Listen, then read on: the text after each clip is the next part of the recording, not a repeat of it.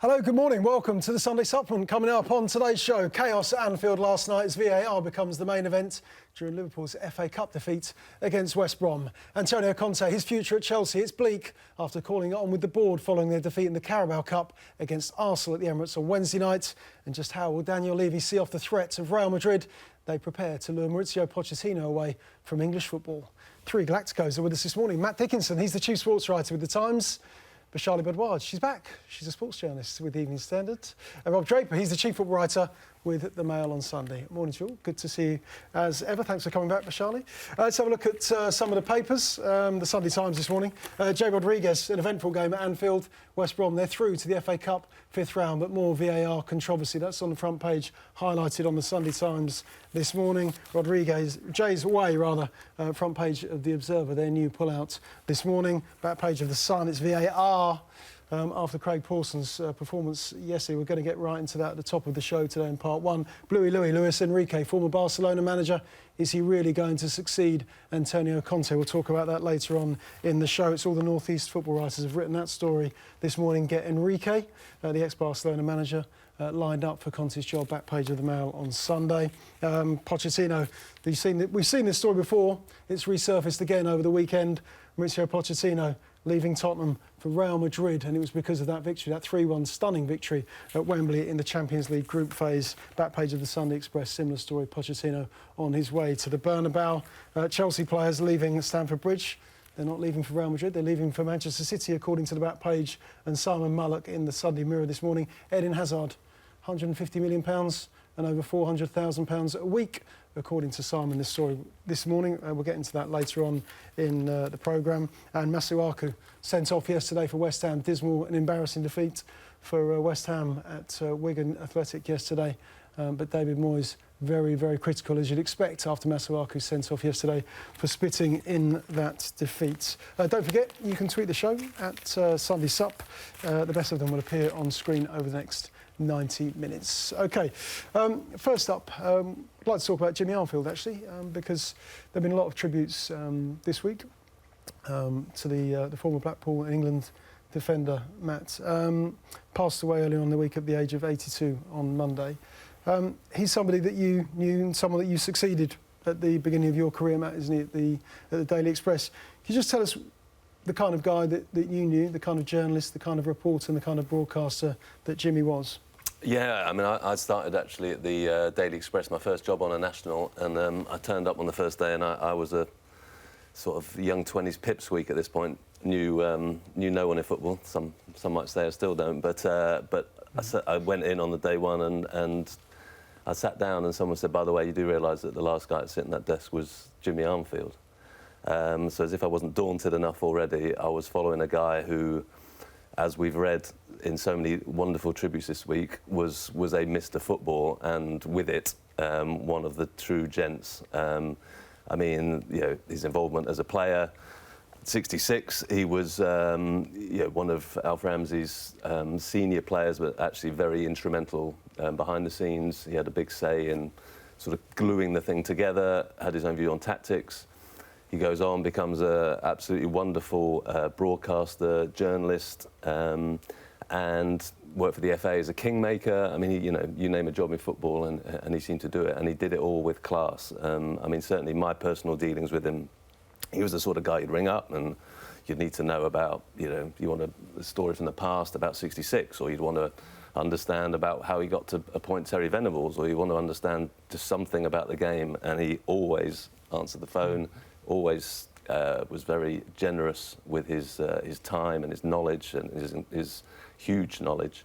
And I think, there's been so many tributes written to him. It's very rare, I think, that you just get a universal outpouring of warmth, but Jimmy deserved it, absolutely. What struck me, Matt, was his appetite for the game, for the sport, was undiminished. Absolutely. You just mentioned all the different roles that he had within the sport as a player, of course, coach as well, broadcaster, journalist. That his appetite, that he still loved the game. Well, I think, he was a warm, generous guy by nature, but also, as you say, had that affection never seemed to dim. I mean, there are a lot of players that of his era who will say, oh, well, they're all, Alexis Sánchez, how can you pay him £500,000 a week? Or look at them all, rolling around on the floor diving. Jimmy sort of rose above that. You know, he saw, of course, the game has imperfections. It had imperfections in his day, and he just loved the game too much to get bogged down in that. He just wanted to see the good in it. And I think, well, maybe that's a lesson for an awful lot of people, because we are in a world of screaming, shouting and picking holes, and some of that, OK, is fine. But actually, we do need to keep that affection for the game as well. Yeah, we certainly do. Thanks, Matt. Jimmy Armfield, who passed away, sadly, earlier this week on Monday at the age of 82. OK, let's move on to Anfield. Events last night, Bashali, if we can. Video games is the headline on the front page of the Sunday Times Sports section this morning. It was a very good win for West Brom last night, an impressive win, but of course it's left us all talking about VAR, its use of inside the stadium, and of course watching it at home on television. Thoughts on the various decisions that Craig Pawson made to refer to VAR, and whether it is become a necessary part of our game, a necessary evil? Well, I'm absolutely for VAR. I have to say I'm a big believer in using it in the game. I just think if you are a fan of a club and key decisions in a game goes against you, you'll be left absolutely fuming, and that's why I think we do need it in the game. I've been to a couple of games now where it's been used. Overall, I think there's only really been one decision. Chelsea-Norwich was one, wasn't it? It was, yeah, and that was the only example where a wrong decision has been made when that Willian, when he was booked for diving, rather. And then he wasn't awarded a penalty. But on the whole, it's been used, I think, correctly. Yesterday it was used correctly. Obviously, the first decision was the West Brom's third goal. Barry was offside, so that was correct. And of course, the second decision was the penalty decision for Liverpool when Salah was pulled back. And that was correct as well. It's just, I think the issue really, for me, is that when you're in the stadium, you just don't know what's going on. I mean, you obviously can guess, because you see the referee talking in his earpiece and you're assuming that, you know, play's been stopped because it's going to VAR. But until he does the TV sign, you don't actually know it's been reviewed or not. Obviously, it's suitable for if you're watching it on TV. But on the whole, yesterday, it worked fine in that it got the decisions right. It's just that the second one in particular, the one for the penalty, took a long time. And if you're sitting in that stadium, you don't really know what's going on. You are wondering what is happening. So that's the only thing I can think of. We need to quicken it up a little bit. But I'm really happy with the use of it. Is it enhancing the spectacle? It's enhancing the correct decisions. It's not enhancing the spectacle for people in the ground, is it? I think that's the big issue at the moment. The only thing I'd say is we're 4 weeks into this. You know, it's like there are some problems. It's like that's to be expected. I think the only problem, as Vishali said yesterday, was the speed at which the decisions are taking. It's not the principle, for me, that is the problem here. It's how it's being implemented. You look at rugby, and obviously with mic'd up referees, it's much, much clearer. I think in rugby you can even have a headset sometimes in the crowd, can't you, to hear what the referees said. Now, whether we can progress to something like that in football, because obviously we're all terrified of what we might hear if we mic up referees, but clearly they have to look at the communication in the ground. They have to think about, are we going to show the videos on the big screens? Because previously we haven't done that, because we thought, oh, well, people will start rioting and getting upset if we see a marginal decision. But maybe we have to have more faith in people and do, as rugby does, show the decisions. You certainly have to have someone in control in the stadium saying, this is what's happening now, and, you know, as in cricket, so that people actually know what's going on. So for people in the stadium, it's got to be improved. The principle itself, I don't see a problem with it. We're getting better decisions. We're getting the right decisions. If everyone who is now saying, oh, this is a shocker and terrible, will take a vow and say, right, from here on in, no VAR, and I will never criticise referees again, and I will never kick up about my team getting the wrong decision, then fine. But that's not going to happen. Everyone 6 months ago saying, terrible decision, we've got to have something, referees need help. Not everyone, okay. Vast majority of people. So the principle's not wrong. So, but why experiment in games of this profile and this significance? What Carabao Cup semi-finals, big games, Chelsea-Norwich, FA Cup replay at Stamford Bridge.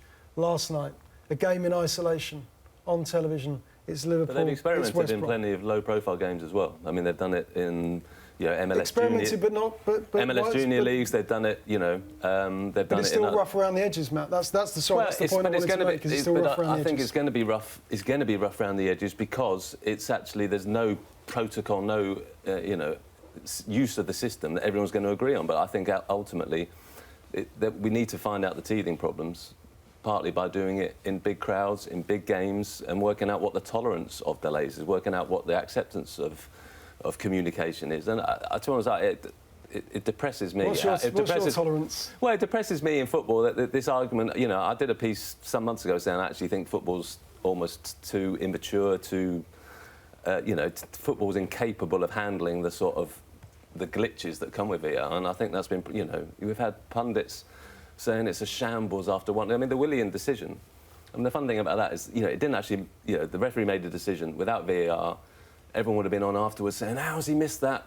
I mean, clearly the system could have worked there. But the game wasn't worse off for it, and in a lot of cases we're getting better decisions for it. And I find football's sort of, reluctance to it. Of course, we can understand communication in the ground. Absolutely, that's got to be improved. I don't agree with the referee running to the side of the pitch. I think if we're going to speed it up, if you've got a guy with a screen, he can see the decision, he should be relaying that decision. Let's make it more efficient that way. But let's at least roll with this. Let's at least explore it. Because what we're going to do, just shove it back in a box and say, oh, no, actually, that's a load of rubbish after a month. I mean, come on, everyone needs to grow up a bit, I think. Is there a danger that every decision goes to VAR? It felt like that last night watching it.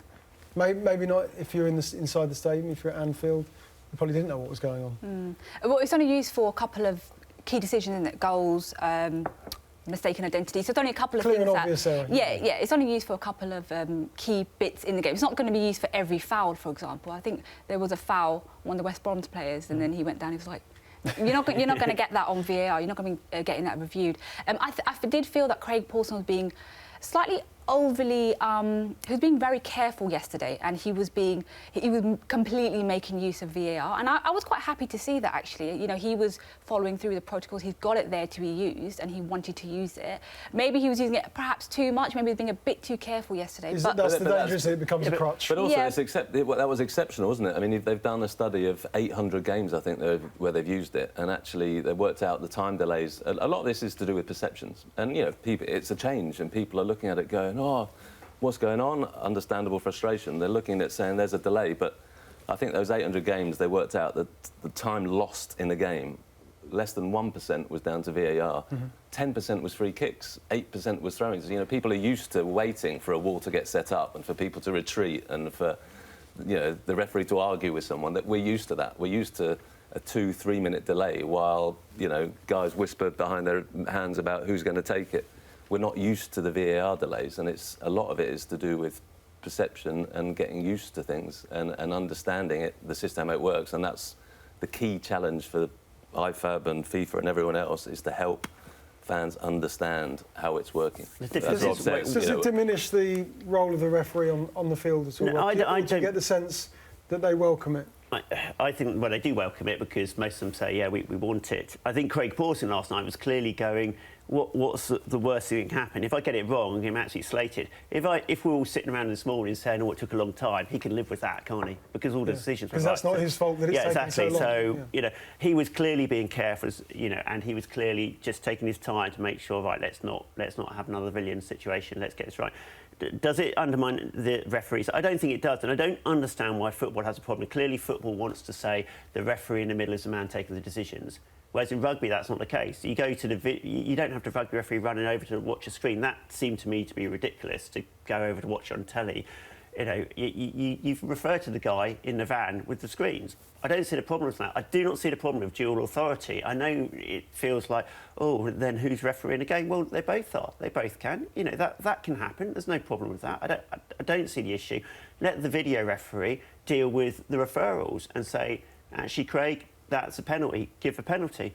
Then it's his fault if he's got it wrong. But, I don't see why... And that would also speed things up. So that, for me, would be the big change. But football, I found, clearly don't want to see... They want it to be perceived that the referee in the middle has taken every decision. I don't quite get that. Is VAR the purest dream or not, Vishali? There's arguments to say, OK, well, in an ideal world, there'll be gentlemanly conduct and the ball goes out for a throw and say, oh, actually, that came off me last, here's the ball. Or actually, we've got VAR, we'll never get a decision wrong again. I mean, there will be decisions that will be wrong with VAR. because at the end of the day, there's still a human being who is a video assistant who is looking at these decisions. We saw that with the Willian one. But let's be honest, football is a fast-paced game. It's getting faster and faster, and players will do what they can to get the decisions that go their way. Let's be honest. So this whole idea about a gentleman's sport, it's kind of not like rugby, is it? And players will do what they can to get penalties, free kicks. I mean, not all players, but because they want to win. There's so much on the line when it comes to games. Yesterday, what's the distinction between the football and the rugby, though? Everyone wants to win playing rugby, right? That's true, but I do feel watching rugby that there's a bit more of that kind of gentleman-like behaviour sometimes with decisions. Not always, sometimes. The culture of football is to complain, isn't it? That's the culture we've allowed to run riot for years. I mean, my 15-year-old lad's refereeing 3 matches this morning on a Sunday morning pitch, and he will have little kids and their dads screaming, referee. I mean, that's the culture we've allowed to take place. And I mean, just talk us through that story. Pico, is your son enjoying being a referee? He's so far, yeah. I mean, but equally his first Sunday morning doing it. One of the, he made a decision which I was watching. It was spot on, and he still had, this was the under 9s or whatever, and he still had a coach coming up to him afterwards, going, bloody hell, don't know what that decision was all about. And you just think, blimey, he knew it was his first game, and he got the decision right. And you still had someone moaning about it. This is what we've allowed to absolutely run riot through football. And it's crackers, really. Whatever VAR does, why, we haven't sort of just declared war on this sort of culture. I still can't get my head around. But I've seen you play football, Dico, so I'd understand why you might want to be a referee. But what about your son? Why does he want to be a referee? Well, there's 15 quid a game. I think it's probably quite persuasive. But to be honest, actually, I've actually seen him, his body language change. It's actually been great to see that responsibility, that having to take charge, is a great education for him. Provided, it's an education that's going to come with some bruises as well, because that's the nature of even Sunday morning football. But I think it's great for him to do. But yeah, I was worried about, or am concerned about sending him out to do it, because I've seen Sunday morning pitches, enough of them, and it's, it gets lively out there. And how wrong is that you actually send a kid out to referee matches and have a little bit of you that's thinking, I hope he doesn't get screamed and shouted at. So has he developed the ambition? Does he want to be the next Graham Poll? Well, yeah, he wants to be the next Graham Poll. No, it'd be interesting to see if he does follow through on it. Yeah. But this is the other thing. The game needs referees. I mean, those, obviously at professional level, they're well paid for it. But on Sunday morning, the churn of referees is ridiculous, isn't it? And why is there the churn? Because people get fed up with being abused and given a hard time when they're being paid 10, 20 quid. I'm looking forward to the day. It's going to be like Idiger Johnson and his dad, isn't it? They both played in the same team. What, you're looking forward to my son booking me for... No, you will report on your son taking charge of a Premier League game in, about 10 years' time? It would be a very proud day. He'll have some sort of there'll be sort of GoPros on. Yeah, of course, the game will have changed beyond recognition by that point, won't it? Yeah. There'll be robot ref by then, probably. Good luck to Matt's son, refereeing this morning. Which league is he in? It's the Surrey Youth League. In the Surrey Youth League. What's his name? OK, Antonio Conte is still in a Chelsea job. You wouldn't know it, though, reading some of the back pages of the papers this morning. Mail on Sunday, Luis Enrique lined up to replace him at Stamford Bridge. That's the Mail. Same story in the Sun. It's in all the papers this morning in different guises for Charlie. You were there on Wednesday night for the Carabao Cup defeat, the semi-final second leg against Arsenal. The press conference after the game, when Conte started talking about the board and the transfer policy, what were your initial thoughts? Was it one of those show-stopping, jaw-dropping moments? Essentially, it was the first time I've heard him outright come out and say that I have very little influence on the transfers that the board makes. And this is obviously off the back of the fact that they're having really trouble getting this Eden Dzeko and Emerson Palmieri deal over the line. And yeah, I mean, I think a few of us in that press conference room were like, hang on, He's just come out and said it. He's outright criticised almost the Chelsea board. The frustration for Conte, we've seen it all season long, him complaining, but really sort of not in that outright manner that he did it on Wednesday. He's been complaining about transfers. You know, he likes to distance himself away from the transfers. You know, if the transfer policy, if they get the players that he wants and it all goes right in the transfer window, it's great. But if it goes wrong, the way that he distances himself away from it, it's kind of, well, it's not my fault that we haven't got the players. He's been sort of going on about it all season long, but on Wednesday he's come out outright and said it. And I just think it's a frustration. From his point of view, the frustration really is that he feels clubs like City and United have paid what it takes to get the players that the coaches wanted. We've seen it with Alexis Sánchez. They didn't pay a transfer fee, but they've paid the player exactly what he wanted, and they priced him away. So United priced him away from City. From Conte's point of view, that necessarily hasn't happened for some of his first choice targets. So obviously last summer he was really annoyed that Alexandra didn't come as a backup to Marcos Alonso. Well, not really a backup, but he would have probably replaced him in the side. He was really annoyed about Fernando Llorente. And, you know, Conte's talked about this fact that, he can foresee the future, you know, not as a fortune teller or anything like that, but he's kind of made this point a few times. And what he's meant is that he kind of knew back in the summer, if he didn't get the striker target that he wanted, that was Llorente, he knew that at some point this season he will be left short up front. And it has kind of come to pass in this month. I mean, they drew 5 straight games this month. They only won against Brighton. That was their first win this month. And 3 of those were goalless draws, the first time in the club's history that they recorded 3 straight goalless draws. And the problem really has been Morata suffering from he's got a lack of confidence in front of goal. He's now got this back injury, and that has really put Conte's options up front in terms of scoring goals. He's got a big problem there because he doesn't think Michy Batshuayi, unfortunately for him, he doesn't think he's good enough to replace Morata in the starting lineup. So he's kind of looked at the transfer policy, said, well, I didn't get Llorente and now we're having problems scoring goals. It wasn't the case against Brighton, yes, but it has been the case this month, certainly. And that's where his frustrations lie. But it's not necessarily true that the Chelsea board haven't really been doing and getting the players that he wants. I'm gonna be fair on this. He has given a list to Marina Granskaya, who she's the transfer chief. And a lot of those players in the squad are players that he recommended. So if we look at David Zappacosta, that's one he recommended. He recommended Morata. Dzeko is a player now they are trying to get desperately for him. And you think, like, would Chelsea be realistically chasing after a 31-year-old, be prepared to break their normal policy of in recent years where they don't offer players aged over 30 more than 1-year contracts? Would they be doing that for any other manager? Well, they're doing it for Conte. So in fairness to the Chelsea board, I mean, the frustrations from their point of view is now he's actually come out and aired his frustrations quite directly and kind of pointed the finger at the board. But they are working really hard behind the scenes to get a lot of the players that he wants. But from his point of view, he doesn't feel that necessarily they're not laying down the sums of money that his Premier League rivals have laid down to get the targets, and he feels he's been left short on the pitch. Is Conte entitled to voice his opinions? In that press conference on Wednesday night when he talked about the club's transfer policy, is he entitled to bring it into the public domain? Yeah, I think my instinct would be to say, yeah, he's always entitled to do it. Whether it's wise to do it is another thing. Someone said to me this week, if you go against Marina, and Marina Granskaya is effectively the voice of Roman Abramovich on the board, the person closest to him, then you're basically going against Roman. And if you go against Roman, we all know how it ends up with you as a Chelsea manager. So, you know, he's entitled to do it, but I think it does mean that he's less likely to be there next season than he would before he did that press conference, for example. But I think it was pretty bad in the summer, the relationship.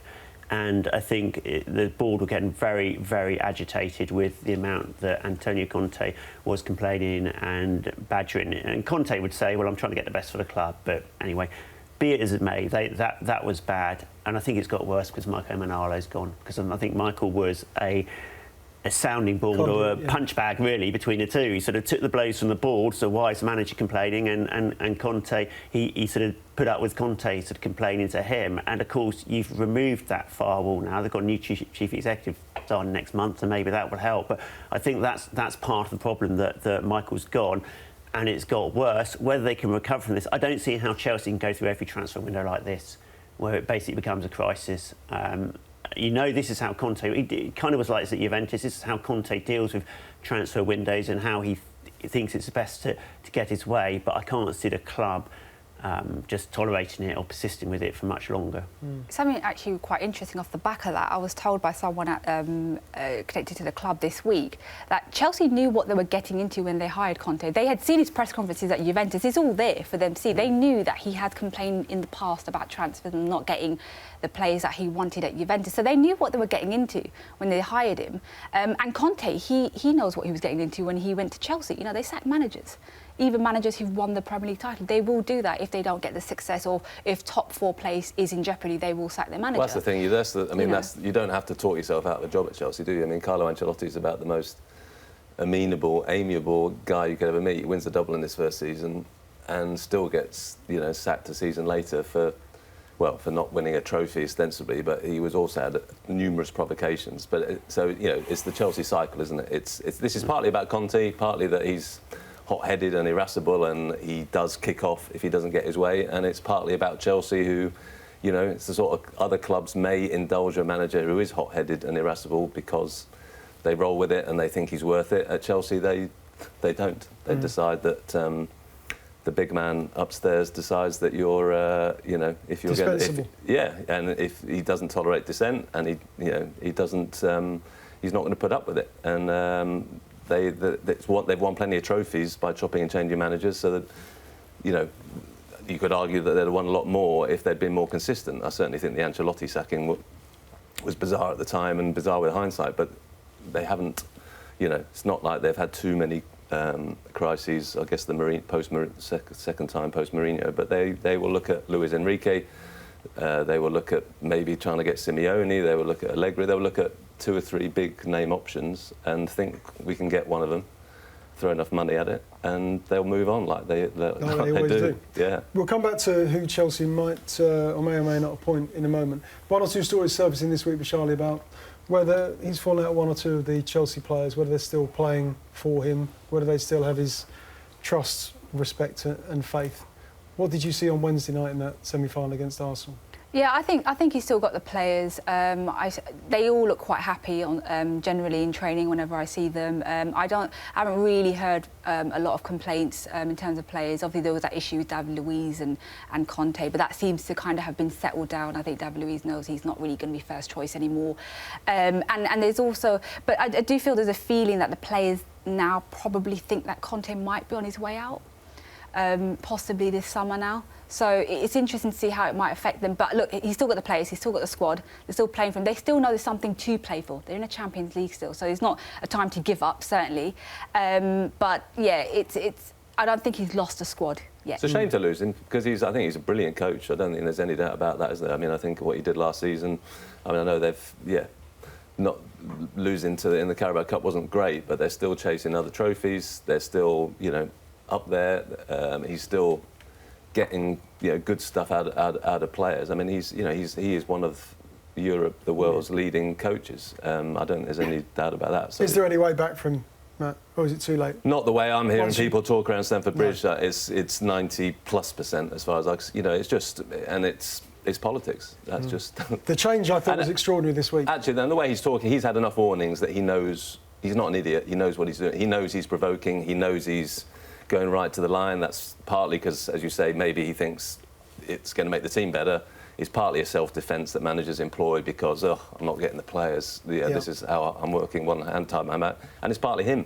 I just think he's got enough money, he's got enough clout that he probably just thinks, you know what, if they sack me, I'm going to get a year's money and I'll go off and get another big job. The die was cast surely last summer when they did his new contract and they didn't extend it. And so that was basically an admission on both sides that this is a short-term operation, isn't it? And so if 2 years that's fine. You've done 2 good years, you won the league, and we've had good time out of you.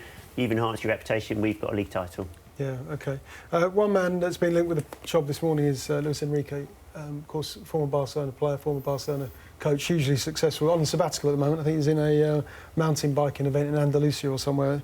But will he answer the call for Chelsea?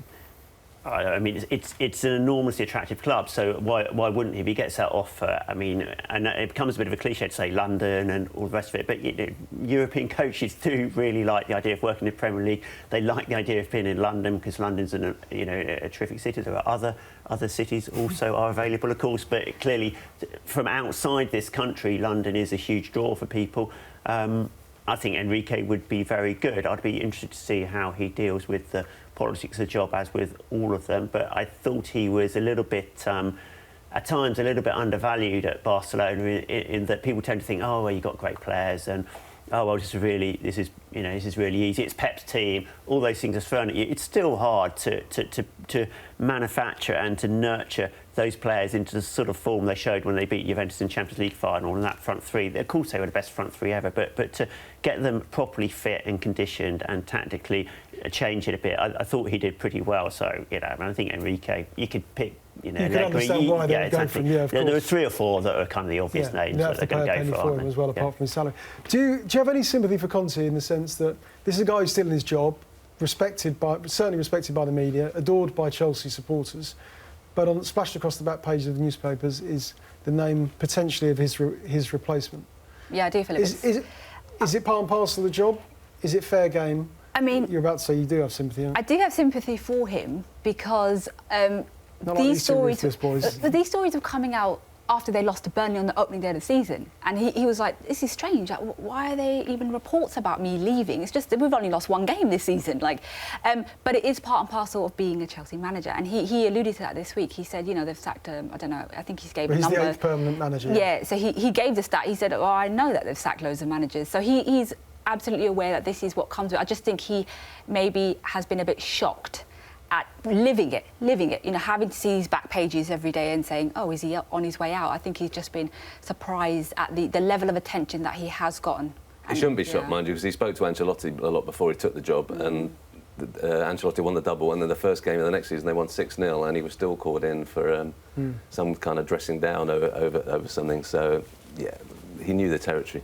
Yeah. All along. Does he play well with the supporters as well when he dives into the crowd to celebrate? Well, he's been a great presence for that. I think he's been a great, there's him and Mourinho. But do you buy in? Do you buy into all that?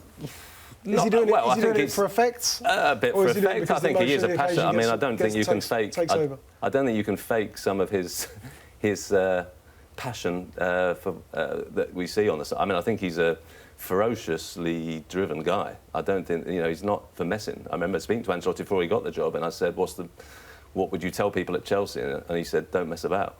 This guy is, there's something in him that is... Yeah, mentality. So I don't think that's fakery, but equally, when he signed that new contract, I think he was thinking, yeah, I've done that job, I'm ready to move on soonish. Mm-hmm. So, I don't think... This isn't a sort of love affair between him and Chelsea, is it? I think it was a job. He's done it to his best, and then he's ready to move on. So they're ready to move on. Do they still sign Dzeko this week? Do they go and push the button? Well, I mean, I think yes, they probably will, because I think Chelsea always feel, well, we can make this work anyway. Even if we lose Conte, we'll somehow make this work under the next guy. But obviously, if they don't, you'll be thinking, well, they're not signing him because they don't think this manager's going to be here next season. So therefore, why would we waste a 2-3 year contract on someone who is at the sort of older age at things? But I think Conte is he's a genuine charismatic presence when you're with him, and you see that, and he's like a Mourinho in that respect, and it will be a bit of a shame to see him go. I've enjoyed watching him, enjoyed his tactics. Should that be taken into account? The charismatic effect around him. Oh, the media like him, so that's all right. Keep him in the job. No. Well, Chelsea won't take it into account, will they? They've sacked Ancelotti after what he did. There's plenty that they won't care. I just think that it does help you. I think there are managers that have struggled because they haven't managed to establish that rapport, and that is part of the job nowadays. It's the showmanship, and the salesmanship is kind of part of what keeps you in the job, and he's very good at that. Welcome back with us this morning. Just a reminder, Matt Dickinson, Vishali Bhardwaj and Rob Draper. Let's just remind you what's in the papers this morning. We've already talked about VAR. It's on the front page of the Observer Sports section, Jay's way, but the controversy at Anfield rages on about the use of VAR. More controversy at Chelsea. Are they about to get this man, Luis Enrique, treble winner at Barcelona in his first season as coach, about to replace Antonio Conte? According to the Man on Sunday, that story on the back page of The Sun as well. One of the best players leaving at Chelsea is Eden Hazard on his way to Manchester City. We're going to talk about that a little bit later on in the programme. Simon Mullock with that story this morning. We're coming on to this, though. Real Madrid and their raid on Spurs. They won everybody, it seems. Dele Alli, Harry Kane, who scored yesterday in their FA Cup tie at Newport County. And the big one, Mauricio Pochettino, back page of the Sunday People as well. Let's talk about that, because there will be memorial services striking up all over London if Mauricio Pochettino does leave Tottenham. Is it a possibility do Real Madrid want him, Rob? I'd be sad if he went. Do Real Madrid want him? Given Zidane's travails at the moment and Real Madrid's struggles, yeah. I mean, I think they obviously the shelf life of Real Madrid coach is not long. He's had longer than most. So yeah, there's a good chance there's going to change a coach in the summer. If you're going for a top coach at the moment, Pochettino would be right up there, and he's kind of fluttered his eyelids at Real Madrid. I just thought it was interesting when he did his book in the autumn that he took the time to say that I'd never managed Barcelona, and I thought, you don't really need to say that in a book, do you? It's like, what's the point? But it's all about the other club, isn't it? It's not about saying I won't manage Barcelona. It's about saying, well, I might manage Real Madrid. So I think clearly, if you're a South American manager, that's got to be your career path plan if you're thinking, I'd like to make it to the top. So there are lots of elements there. The point is, he's in a very tight contract. I think what was also interesting about the book is how close he is to Daniel Levy in terms of they go off rafting in, Argentina for weeks together. That is a properly, genuinely close chairman-manager relationship. And managers always say, oh yeah, I get on with chairman, and they don't normally mean it. I think there is genuine affection. There is an element of wanting to get them into a new stadium. So maybe there is a chance for Tottenham. Maybe there's a chance, because the Real Madrid job it's not something that only comes around once in your lifetime. If you don't take it now, it might come around in 18 months or a year. That I'd say is Tottenham's big hope. You think you can say no to Real Madrid and they'll come back for you in 18 months? Benitez said no to Real Madrid and they came back. They came back for him. OK, it was 5-6 years later, but yeah, it didn't turn out well. But the point is, at Real Madrid, if you go to Real Madrid, that might be a 6-month gig, even for Pochettino. If Florentino Perez says, no, you're the future, we're going to pay. I would worry about Pochettino at Real Madrid, because Real Madrid's massive problem at the moment is what to do about Ronaldo, who clearly hasn't got the pace or desire to chase people down, but clearly is also the best player in the team. And the most handsome, as he reminded us. And the most handsome, yeah. But what's Poch going to do for Ronaldo when he's got a centre forward like Harry Kane who chases everything down? That's how Poch is going to want to play.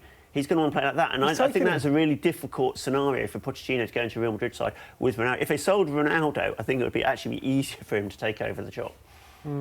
Does Pochettino want this job? I think in his long-term career plan, he probably does. I think he said it this week as well, didn't he? He said he'd rather work on a farm in Argentina than manage some clubs, i.e., Arsenal and Barcelona. So he's repeated it, but he didn't back away from the assertion that he could one day manage Real Madrid. I don't think, even if Zidane goes this summer, he would choose or try and walk away from the Spurs job. I think he does feel like he's in the middle of a project here. I think this week he launched a new coaching programme, actually, with the kids in North London, helping them become coaches. He's invested himself in the club on and off the pitch. I think maybe, however, in the future, and you've mentioned it actually, that Real Madrid do sack their managers quite regularly. I think he does probably envision that perhaps one day there could be a chance for him. I just don't think it's this summer. I think if he sees his project start to fall apart, maybe in a couple of seasons, maybe some of their key players leave. Kane's obviously been one who's been touted with the move to Real Madrid and elsewhere. Then maybe he might think about it, but I don't think this summer, I don't think he'll feel like it's the right time this summer to leave behind what he's done in the 4 years that he's been at Spurs. Is that Daniel Levy's pitch to Mauricio Pochettino, Matt, that over the last few years that he's built this club, built this team, they're about to move into their new stadium. They beat Real Madrid 3-1. The result away from home, of course, in the Bernabeu in the Champions League group phase. Is that enough to convince a manager to stay?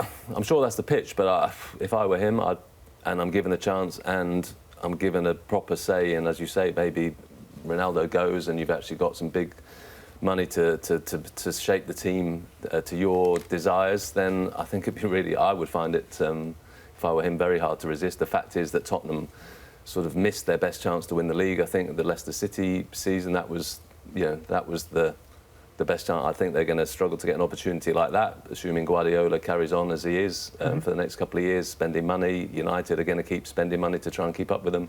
So the league is a really tall order when you're 5th, 6th budget club. However well they're maximising their strengths. Obviously, going back to the new stadium, they hope will give them some kind of surge, I guess. And obviously, there's other competitions, but actually, you know, winning one of the big prizes with Spurs is not easy, even after the good job he's done and with the very good crop of players that they've developed. So, you know, that relationship with Levy that he's talked about, you know, maybe that is enough. There's enough connection there to keep him, but I have to say, you sort of put that to one side and you think, hang on a minute, Real Madrid, the chance, you've been at Spurs for a while, you've done a great job for them, you don't owe them anything in the sense of, you know, I think you could walk away saying, look, you know, provided the contract is paid up and everything, you can say, look, I did great for you, and this is a chance I feel I can't turn down. What is the appeal for you of Pochettino? Guy who hasn't won a trophy. Yeah. Said guy who hasn't won a trophy yet. But the records head to head as Zidane with his 8. I think Champions League success against the guy who still hasn't cracked it yet in English football. Yeah, I think the appeal is that we all love watching Tottenham. When Tottenham play and Tottenham are on form like they were against Real Madrid, it's one of the most thrilling sights in English football, and it's really, really good to see.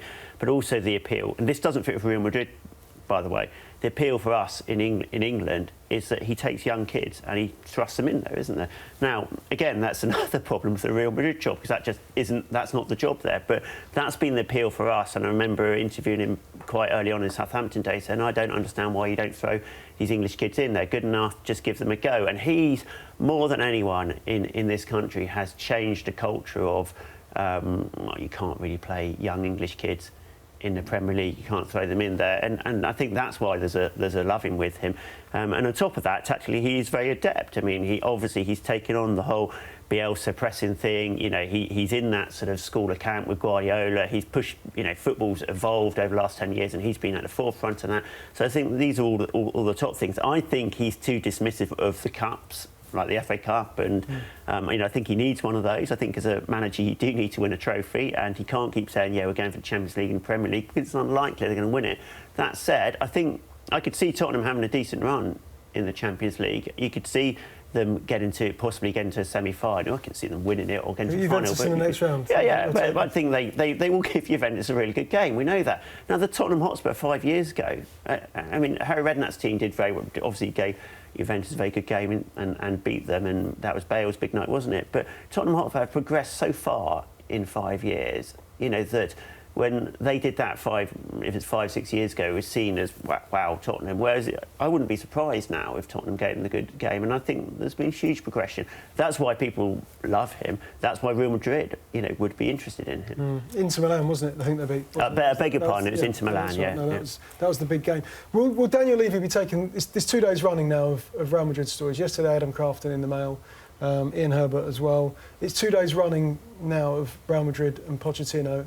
Of course, we've seen it before. It's a story that's resurfaced. Will Daniel Levy be worried? I think he probably will have spoken to Pochettino, maybe over the phone, and just, you know, gotten his thoughts on it, you know, try to reassure him. I think he's probably spoken to Pochettino. I mean, we don't know really what goes behind the scenes. They obviously talk. They've obviously got a good relationship, a close relationship. I'm sure he knows what Pochettino's thinking. He's probably giving him a call, though, just to check, you know, everything okay? You know, you're not being destabilised. Not, he wouldn't obviously say it like that, but you're not being destabilised by that. But I'm sure he understands where Pochettino is at, and Pochettino will probably understand where Levy is at, and they'll be having conversations, I think. What about the players, Matt, as well? I think that's the interesting thing, isn't it? Because well, it does wrap up, doesn't it? The Kane issue, because the fact is Kane's wages, for a club like Real Madrid, the attraction would be Harry Kane is a heck of a goal scorer, but also by the sliding scale of top European players, he's actually pretty low paid. So you could, obviously, you're going to have to pay a colossal fee, but actually, wages-wise, you know, you could double his money and still be getting him on the relative cheap, on the sort of Alexis Sánchez scale that we're seeing now. So, you know, if you were Pochettino, you would want to take him. You can understand, as you say, if you want to imprint your style, then someone like Harry Kane, being a great goal scorer and an incredibly hard worker, would be your type of signing. So that's why it feels like sort of double, triple jeopardy for Spurs and for Spurs fans, I think, is because, if one goes, you can easily see 2 or 3 saying, I want to go with him. So I think that's where the stakes feel so high on this. And also, obviously, with the fact that Real Madrid, you look at the way they're going this season, even Zidane, the legend that he is, winning back-to-back Champions Leagues, they're not a club that will tolerate this kind of crisis for very long. Last week, we talked about Harry Kane. Jonathan Northcroft wrote about Harry Kane and Real Madrid, and Tottenham made it very clear Harry's not for sale, and even a world record transfer fee, Daniel Levy would still not sell him. Is there any amount of money that could persuade Pochettino to leave Tottenham for Harry Kane, for them to sell Harry Kane, Dele Alli, the other player that was mentioned yesterday as well?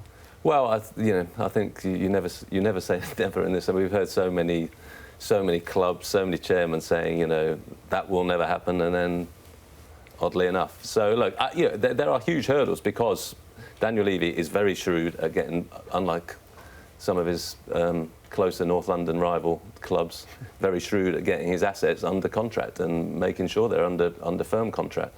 So, fair play to Levy. He looks after his assets well, and he's done it a very sort of tight ship in terms of wages as well. So, but we all thought at some stage, there's only so long that's sustainable when your manager is as good as he is, when your top players are as good as they are, and it's maybe Real Madrid will be. We keep talking about it, and Spurs fans get very upset that we'll be being messaged. I'm sure as we speak. I can guarantee to be told why do you always talk about it? Well, because there's reasons. Because there's genuine because there's genuine interest in Pochettino. And it'd be odd if there wasn't that genuine interest, and it'd be odd if someone wasn't looking at Harry Kane going, well, is he going to win the league or Champions League with Spurs? Is he viable? Can we double, triple, quadruple his wages? These are questions that are perfectly fair to ask. Daniel Levy, I'm sure, will absolutely drive the hardest bargain and try and make it impossible. But nothing's impossible when you throw enough money at it in football. Is the emotional attachment? Is there an emotional attachment between Pochettino and Tottenham, Pochettino and Tottenham's supporters, and the new stadium, the arrival of the new stadium? I think there is. I think Pochettino's invested a lot of himself into this job. He's done fantastic. But how important will that be in a final decision for Charlie? How important will that? They'll lay that on thick. Yeah. But how important would it be in a final decision? Okay, so you've got this or you've got this. Oh, but I love Tottenham. My heart's here. How much influence will that actually have? It'll be down to Matt's point. Throw enough money at it, it'll get done. I think money talks. At the end of the day, this is the football world we work in, and we've seen time and time again that money does talk. So if Real Madrid offered him a big contract, the chance to go there, I think he would find it hard. And actually, a good point is, he is Argentinian. Growing up, he would have been watching Real Madrid games, and he obviously managed as well in Spain. So that's another attraction for Real Madrid's point of view, that he has actually had experience of managing at Espanyol in La Liga. But I think money talks. I do genuinely believe that he does love Spurs and he wants to see out this project. But if a big club like Real Madrid came in, it would be a very difficult decision, I think, for him. Yeah. Do you think Real Madrid were at Newport County last night? I'm sure they would have sent someone Rodney to Parade. Rodney Do you think they watched that one? Surely. Well, they got a draw. They did get a draw, yeah. The man there after Harry Kane scores the equaliser. Exactly. Yeah. So, and it's interesting, Pochettino does really, he said afterwards he loved the atmosphere. He's a sort of earthy football man. He loves all that, doesn't he, sort of from his roots of football. And that is the man you see. He sort of... Is it, or is he playing to the gallery? No, I think he genuinely feels that. I think when you look into his background in Argentina, he's come from a fairly normal background, hasn't he? And... he wasn't an exalted superstar, and he had to sort of work his way up through schoolboy ranks, sleeping, they used to sleep in the stand, sort of like in dormitories, and had to leave home when he was 50. I think he loves all that. I think he loves it. Argentinians do. They love there is. I think it's the country closest to football, to England and football culture in the world. They love all that lower league stuff, and I like. I do like it. I love this holistic approach that the table's taken this morning. Just quickly, a word on the performance, Tottenham's performance yesterday against Newport, or Newport's performance. Well, it wasn't particularly good, was it? And nope. They were spooked and they were scared, and it was wonderful to see. Let's talk Phil Neville. Who wants to start? Eeny, meeny, miny, mo. Charlie's been limbering up in the break. That's why I'm going to. Let's talk Neville. Appointment as England's women's head coach this week, formally appointed. The historic tweets, of course, that have been well publicised. We don't need to go into the precise details. They're all over the internet if you want to read them. But your thoughts on the appointment process and Neville getting that job? I was very surprised when he got that job. You know, he doesn't fit the criteria that the FA had originally set out, which was they wanted someone who had a proven track record of success in management. You know, he doesn't have experience in the women's game. He doesn't have experience of being a head coach in the men's game. I know he was a first-team coach at Manchester United. He worked with the England under-21s and obviously was an assistant at Valencia. But he hasn't been a head coach in his own right and hasn't got that proven track record of success in the men's game, let alone he hasn't got any experience in the women's game. So I found it quite baffling, the appointment. And in terms of the tweets, which completely overshadowed the original appointment, I just found... I think my issue is more with the FA and how they've gone about appointing for Neville. A guy who didn't apply for the job. Who didn't apply for the job. And they said their search spanned 30 countries. And I find it quite hard to believe that they couldn't find a candidate who had any kind of proven track record of success in management to take over this job.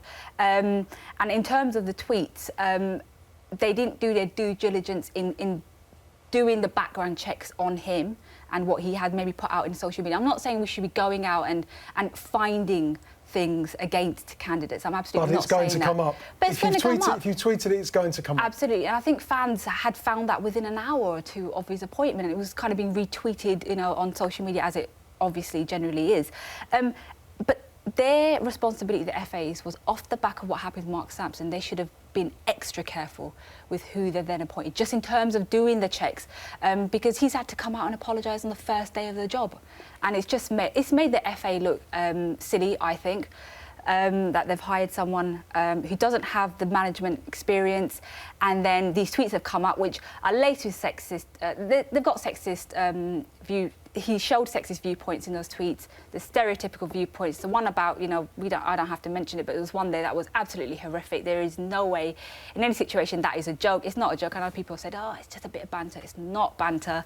And the other interesting thing I found was that they didn't actually go with the so-called Rooney rule, in terms of they didn't actually interview a woman or a BAME candidate for this role. And I thought that was quite interesting. I mean, if you think about it the other way around, would a woman with no experience in management get Gareth Southgate's job? She wouldn't. So it's happened the other way around, and it's been accepted. No, it's fine, because, you know, it's Phil Neville. I've got nothing against the guy. I've heard a lot. I know a lot of women who work in the game, and they say he's a lovely guy. I'm not saying he is a sexist person, but I just think the FA should have done more in terms of their search originally to find the right candidate. I'm not sure he is the right candidate. Matt, case for the defence. You've Well, read about it this week. Yeah, well, I think you know, we're saying there's two separate issues here.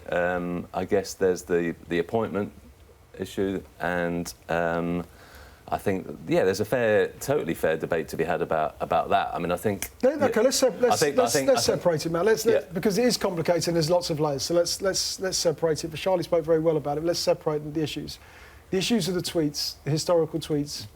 What should be done about that? He's escaped censure, he's escaped punishment. I don't know if you're saying he shouldn't get... I don't know if you're saying he shouldn't get the job because of those, if they had been flushed out. I mean, you know, it does change it when you know someone pretty well, and I've worked with Gary and Phil over various stuff for 20+ years, and, you know, look, they are not clever to put... You know, you try and make a joke, and you do it on Twitter, and as we've seen umpteen times, and we'll all ever learn the lesson of stuff that put down in black and white can look terrible. And I'm sure he's winced looking back at them and thought, what was I thinking, or what, they were. But yeah, it does make a difference when you know someone, and it does. There is something about the FA and England in all this. Do you accept, Matt, that the tweets were inappropriate? At the bare minimum. Yeah. They were badly. Yeah, they were badly phrased. They make him look something that I don't find that he is. They make him look like people. You can understand why people leap to that and say, "What kind of guy is this?" And actually, I don't think they reflect. Certainly, the guy I know, who but it's funny because he spends 20, 30 years, and I would say, if you go around football, people say, what do you think of Phil Neville?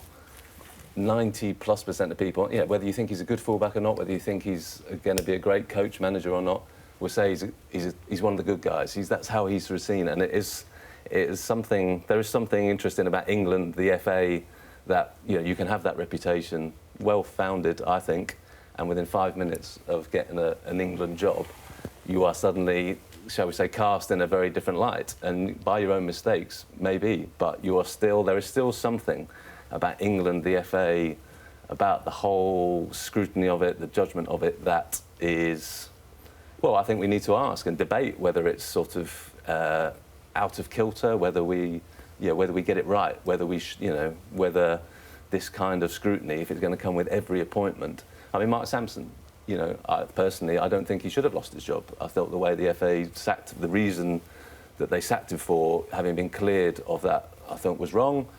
I thought and actually the barrister who investigated the other issues said that she wouldn't have sacked him for that, that just required retraining. He was kicked out, and that's the root cause of all of this, because you also have to take into account that half a dozen candidates pulled out of the job. Some of them pulled out because of the way Mark Sampson was fired and the fear of background checks. A couple were very specific. It was very specifically said.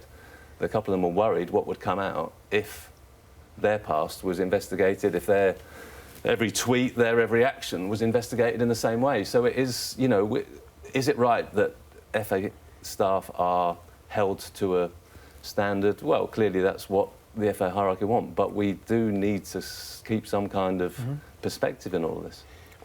I mean, I'm a big believer in second chances, Rob. So,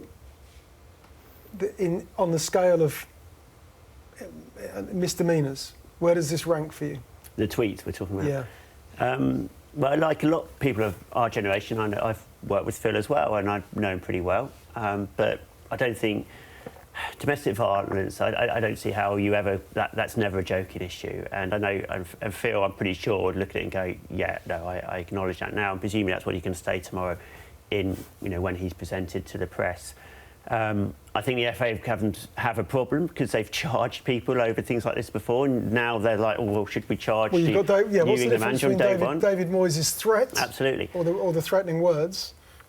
I would be really interested to see what their criteria are. I presume it's got something to do with the fact that this was 2011 and David Moyes was concurrent, but technically that shouldn't really make a difference. So I think the FA have to get themselves together and go, well, what is and isn't acceptable? But I think as a society, we're all kind of working this out as we go, because social media is relatively new, and we say things on social media which some people say things on social media that are terrible. And then you go, well, no, I didn't mean that. You delete it. How does that? Well, I mean, Mason Holgate, for example. I mean, I don't think a 16-year-old should be held account for something he said, that allegedly was homophobic when he was a 16-year-old, even though homophobia is terrible. That there has to be a degree of grace within what we're doing. But I don't think we're at a stage where we go, I haven't heard anyone argue this week that Phil Neville shouldn't get the job because of the tweets. What we are hearing is the tweets were totally unacceptable, and he needed to apologise for that, and he'll need to address that tomorrow. So then if we move on to should he get the job or not, if he had been appointed, if this had been their first choice and they'd appointed him, I think you'd have a real issue here. But the fact is they did go through a process, and Sue Campbell led that process, and they've been to a lot of people and said, we want you to do the job, and they've gone, well, we don't want it. That's partly because club football is much better paid now than it would have been 4 or 5 years ago. So why take the England job when you've got a good job at Chelsea? Or the Canada coach was approached, and he decided Canada managed to forestall that by giving him the men's job. So I'm interested what the Canadian women think about that, given that they're better than the men. Mm-hmm. That's somehow seen as a promotion, and presumably I'm guessing more money, but I don't know. So they did go. So then they came back and said, well, actually, we haven't got anyone who on the original shortlist who we want, and we don't like the rest of the shortlist. So employers have a right to do that and say, well, actually, we want something a bit different, a bit more dynamic. So then you come down to should they have gone for foreign coach, which would be the obvious thing to do, or do they have this policy, which they've done with Southgate, is we want to nurture our own coaches, OK? Now, what they should have in place is a woman. Obviously, they should have been nurturing sort of women who were coming up through the game so they could have appointed someone, but they haven't done that, and now they're trying to do that with people like Casey Stoney They're now on a coaching programme. So in 4 or 5 years' time, this probably wouldn't happen. But they they decided not to go for a foreign coach, I suspect because of the Fabio, Sven-Göran Eriksson sort of difficulty, so that's not perceived as the way forward. So I think it's a justifiable decision. It's a really risky one, because the safe thing to do would have been to get someone like Corinne Diacre from France, if they could have got her, or someone, a really well-established female coach who's just top of her game. And that would have been safer. They want to promote English coaches. It's justifiable. I think the process was reasonably robust, given that they couldn't get anyone else to do it. But it is risky, and the proof will be in what he does, obviously. But Charlotte, are you uncomfortable with the appointment of Phil Neville, or are your feelings towards the appointment stronger than that? I was surprised initially. I'm not comfortable. I'm not saying he shouldn't now have the job. He's been hired, yes. I think what's important now, moving forward, is the coaching staff that he now gets around him, because he doesn't have experience in a women's game. He absolutely must surround himself with people who know that the team well, the players well, because this is, as you've mentioned, this is a huge risk. England are the 3rd ranked team in the world.